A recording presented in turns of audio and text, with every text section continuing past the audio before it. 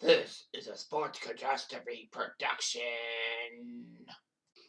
Hey there, hello there. Steph Gardner, welcome you to another sports catastrophe birthday boy. And this birthday boy is an Olympic legend. Yes, the Olympics are going to happen in 2021 in Tokyo, but participation by fans, not so much. But this guy, I'm shocked he was born on July 1st, which was, Canada Day. But he's 60 years old today. He's Carl Lewis, the iconic track and field athlete who won 9 Olympic gold medals, with his career spanning from 79 to 96. He's one of only 3 Olympic athletes to win a gold medal in the same individual event in 4 consecutive Olympic Games. Something Usain Bolt hasn't even done, because Bolt only did it 3 times. If memory serves me right, Al Order did the discus 4 straight times. I don't know who the other one is, but anyway. He was a sprinter and long jumper who basically was a great 100, 200 meter runner and a long jump guy. He would set a lot of records. His world record in the indoor long jump had stood since '84. He actually had 65 consecutive victories in long jump meets, which was amazing. He was an icon. The IOC named him Sportsman of the Century and Olympian of the Century. Lewis wanted to run for a seat in the New Jersey Senate, but because of the residency requirement, he couldn't. Well, he was born in Birmingham, so anyway. Yeah, he was born in Birmingham and all that. In fact, his older sister Carol would actually be in the Olympics, but didn't do so well. Carl Lewis was recruited for track and field, and the University of Houston decided to take him and all that. He looked pretty good and all that. He did win the NCAA title in 1980.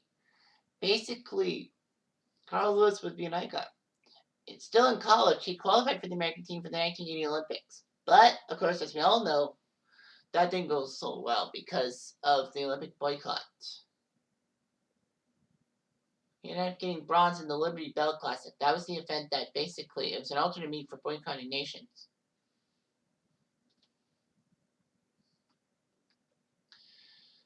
At year's end, he was ranked decently, but he was still a teenager and all that.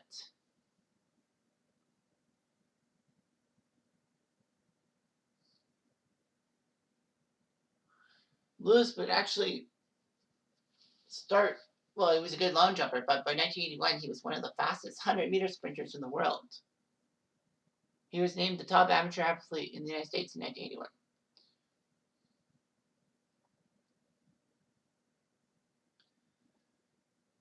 Lewis cleared 28 feet 5 times outdoors, which was pretty good because it had only been exceeded twice, 28 feet, by Bob Beamon and the Olympic champion, Lutz Dombrowski. He still did pretty well and all that. However, in a meet in Indianapolis, he did exceed Bob Beamon's 1968 world record. However, because his toe was over the board, that's a foul. So anyway, Lewis would take part in the first IAAF World Championships and all that. And Lewis won the long jump with relative ease. And he easily won the 100 meters with a 10.07 mark. And then the Summer Olympics happened in Los Angeles. He had a great chance. He was entered in 4 events with the chance to win all of them and match the great Jesse Owens from the 1936 Games in Berlin. He won the 100 meters running sub 10 seconds, beating Sam Grady, the American, by 0.2 seconds. In his next event, Lewis easily won all that. Lewis couldn't take too many jumps in the long jump competition because he still had heats and finals on the 200 meter and the 4x100 meter relay.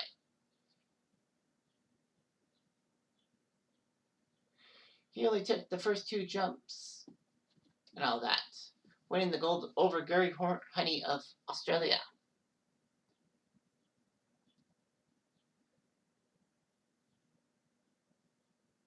Yeah, Lewis was shocked and all that. He did win the gold in the 200 meters, setting an Olympic record of 19.8 seconds at the time. And he did win the 4x100 relay, setting a world record. But he didn't get a lot of endorsements and all that. It didn't help matters that everyone thought that Lewis was gay and all that. You know, he had a flat top haircut and flamboyant clothing and all that. Basically, Madison Avenue perceives him as being homosexual. Coke actually had a lucrative deal to Carlos before the 84 Olympics, but Lewis turned it down, basically saying that it could be worth more after the Olympics, but Coke rescinded the offer.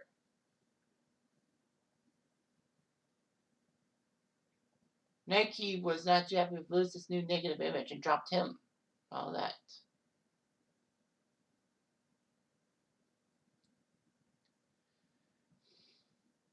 Lewis would have to take a deal with Mizuno. But still, he did pretty good for himself.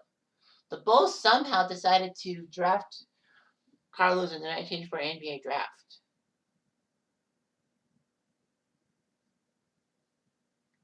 In fact, there was a poll that said that Carlos's pick in the NBA draft actually was the second most unusual pick in history, to Lucia Harris.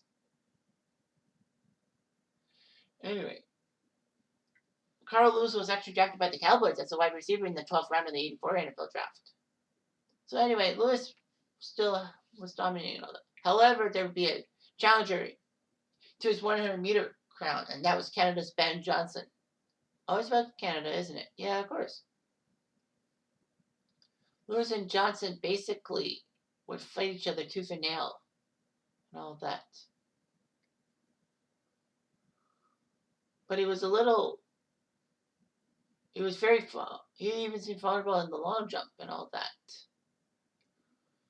So the 87 World Championships happened. Lewis skipped the 200 to focus on his strongest event.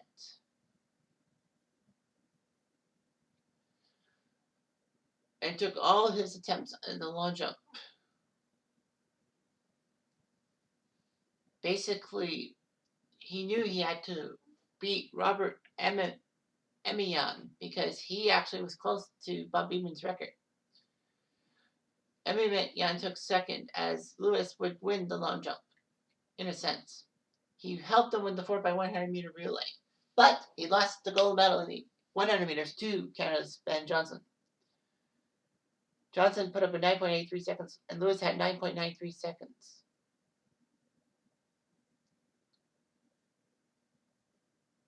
Lewis was upset, but when he lost that 100-meter finals, he basically said that there were a lot of doping problems and all that.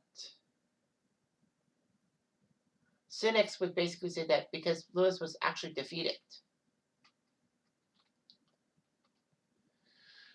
Carl Lewis famously lost his dad of cancer, and then he gave the gold medal for his 100-meter run in 1984 in his father's arms to be buried with him. And his mom was shocked, but he says, "Don't worry, I'll get another one."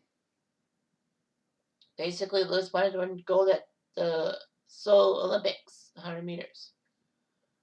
Ben Johnson would beat Carl Lewis easily with 9.79, with Lewis being second with 9.92 seconds. However, Carl Lewis would get his gold medal as Ben Johnson was stripped of his thing with being positive for steroids. So, I guess that sucked in a sense. Emiyan's from Russia. Oh. So anyway, Carl Lewis wouldn't have to worry about Robert Ammerman in the long jump as he got injured. So basically he had to deal with a couple of Americans who might take it and all that. However, Lewis would get 28 feet 7 inches to win the Olympic medals. Myrick and Powell won silver and bronze. So the Americans swept the event. Swept the medals.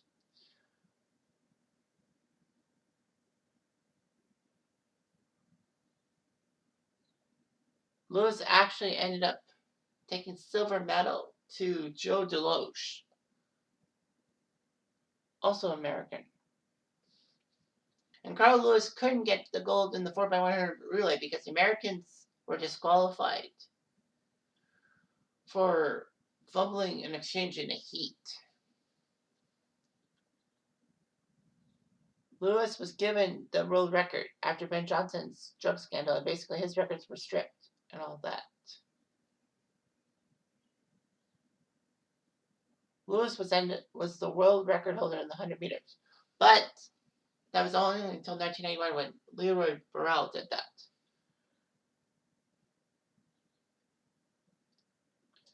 Carl Lewis came into the 91 World Championships in Tokyo trying to win the long jump competition. But Mike Powell broke him all that. Lewis would actually win the 100 meters race, and it was amazing.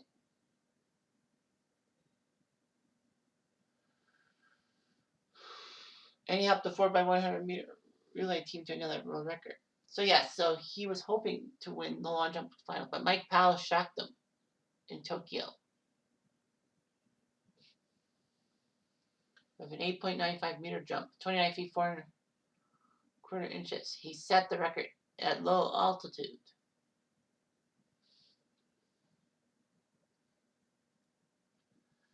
Basically, after 1991, he lost his dominance in the sprints and long jump.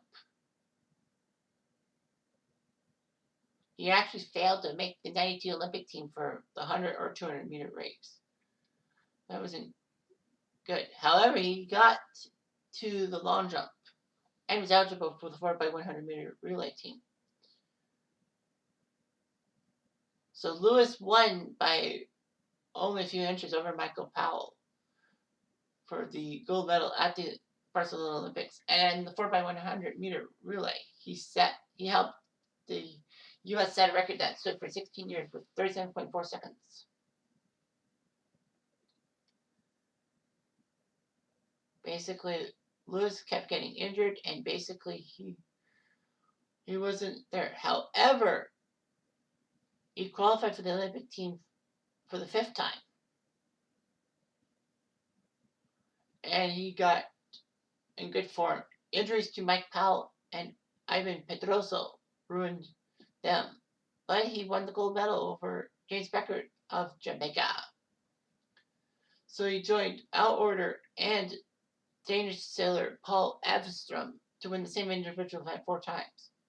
Yeah, or in the discus. But it was matched by Michael Phelps. Lewis's 9 Olympic gold medals would actually tie him for 2nd behind Michael Phelps.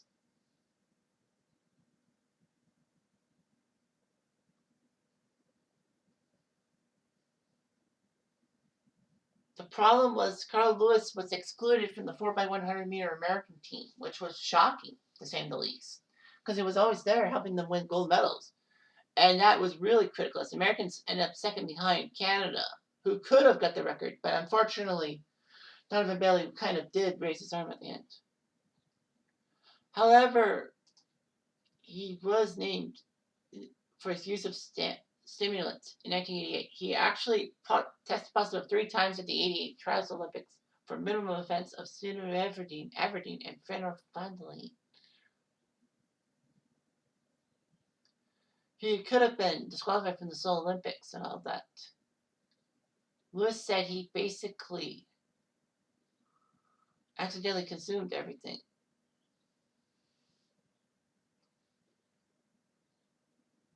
And after the supplements were analyzed, the U.S. Olympic Committee said that his claim of inadvertent use was accepted. So basically, he got to keep his 1988 medals and all that. So yeah, this is amazing how Carl Lewis is an icon. Great long jumper and decent 100 meter person. All that.